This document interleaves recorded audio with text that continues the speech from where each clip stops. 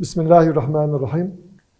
Türkiye genelinde resmi ve özel 426 huzurevinde yaklaşık 30 bin yaşlımız bir yıla yakındır karantina sürecini yaşamaya devam etmektedir.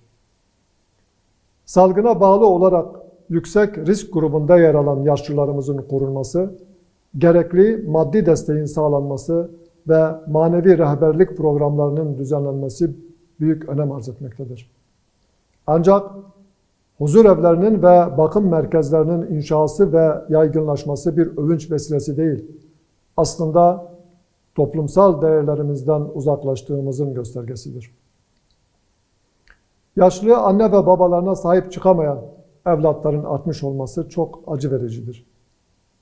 Aile yapımızın bütün bileşenleriyle birlikte yaşlılarımızın asıl olması gerektiği yerde, yani aile içerisinde korunmasını sağlayacak aile odaklı bir sosyal hizmet modeline ve aileyi daha güçlü, daha işlevsel kılacak projelere ihtiyaç vardır.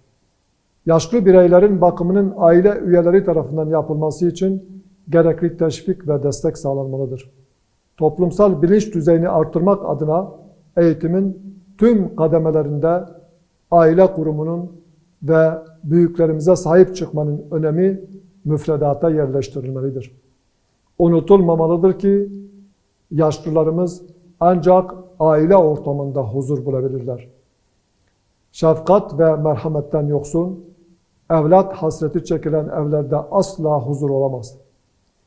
Yaşlıların huzur evine, çocukların ıslah evlerine, kadınların ise sığınma evlerine yerleştirdiği bir toplumsal düzenin bizim medeniyetimizde yeri olmadığı gibi aile kurumunun yok olması anlamına gelmektedir.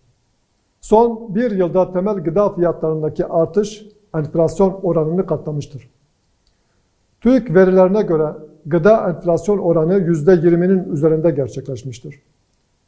Temel ihtiyaç maddelerinin raf fiyatlarındaki aşırı artışlar bu alanda gerçekçi tedbirler almayı zorunlu hale getirmiştir. Bu bağlamda sadece market ve pazarlar gibi perakendecilere odaklanarak etiket avcılığına çıkmak ya da sınırlı sayıda tanzim satış noktaları oluşturmak günü kurtarmaya yöneliktir. Piyasa fırsatçılarıyla mücadele rutin bir uygulama olsa da esas kalıcı tedbir, talebi karşılayabilecek kadar üretim gerçekleştirmekle olur.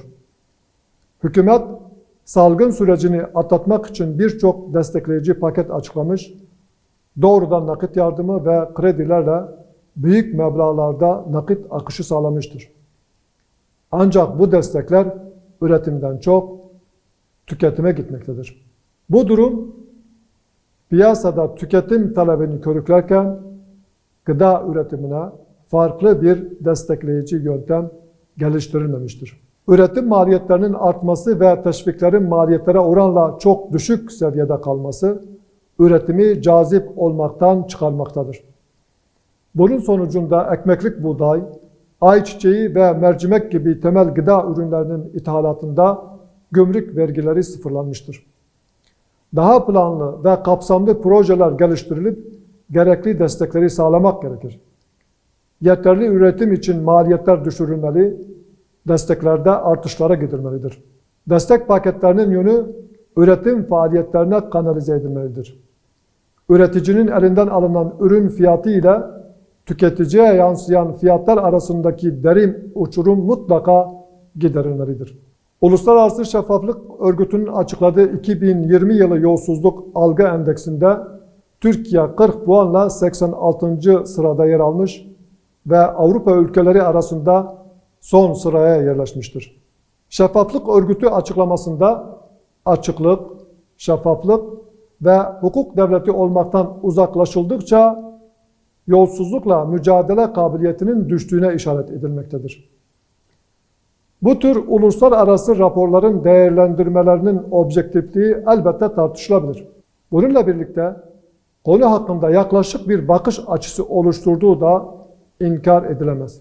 Hem merkezi hem de yerel yönetimler halka ait olan bütçeyi halkın yararına kullanmakla yükümlüdür. Kamu kurumları ancak şeffaflık ilkesi ve kamu yararı ölçüsü gözetilerek harcamalar yapabilir.